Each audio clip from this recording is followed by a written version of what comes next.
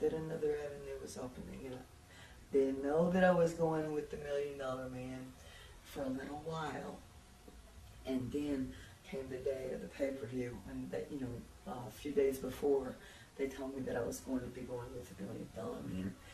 And so I went and I talked to Ted, and I asked him to call his wife, and I explained to her, and Vince had told Ted, and Ted had talked to his wife, Melanie, and I wanted to talk to her and make sure that it was okay, and she was comfortable with me as a female working with her husband.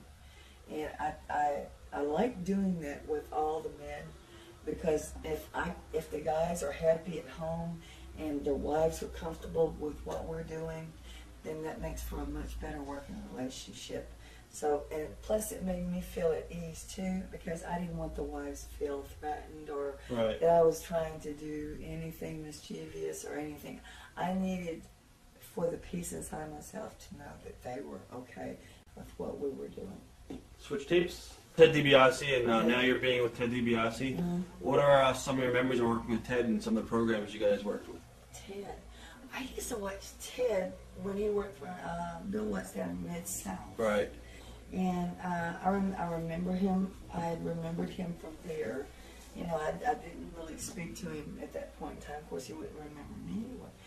But when I first started working with Ted and everything, like I said, we called his wife Melanie, and got everything straightened out. And Ted was just a pleasure to work with. Ted was always Mr. GQ, excuse me. Huh. He was Mr. GQ, and he was just a lovely man to work with. I mean, how can it not be? Look at all the experiences. Second generation. His mom took him in the dressing room when he was growing up. His dad, God, Right. I mean, his whole family. That's a wrestling family there. How could you not be proud of that?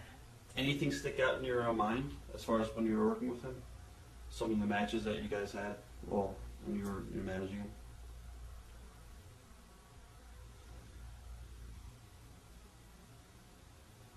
All the matches were amazing. However, it's not one of the matches that stands out in my mind. Would you like to hear Saucy? Without a doubt. Road stories and revs are the best. So. Yeah. Well, it was getting to be. My nickname for Ted was Teddy Bear. Right. I always called him Teddy Bear, and he just looked like a teddy bear. With those red cheeks and all that stuff. He just looked like a teddy bear. And so it was getting to be his birthday, and we had a show at Boston Garden. So I called ahead, had a couple of friends of mine go down to a naughty shop. And I told him, and I said, I'll just give me receipts. And I said, spend about $200, get a birthday cake, get some dolls, and, some little, off-the-wall birthday presents from a naughty shop. Nothing that would be embarrassing if a woman walked in. However, that would be very funny. Right. I had pictures of his birthday party. When we got there, the girls had went to one of the shops, and they had gotten a couple blow-up dolls. Huh. That was the only thing that had some women should see. But they got us some tapes, and we got him a little Care Bear. And we wrapped out the Care Bear and put Teddy Bear on it, and he had a birthday cake in there. And what happened? The girls got it. They did it in my dressing room. So that way Ted goes out. He went straight to the boys' dressing room, so he didn't even come in mine.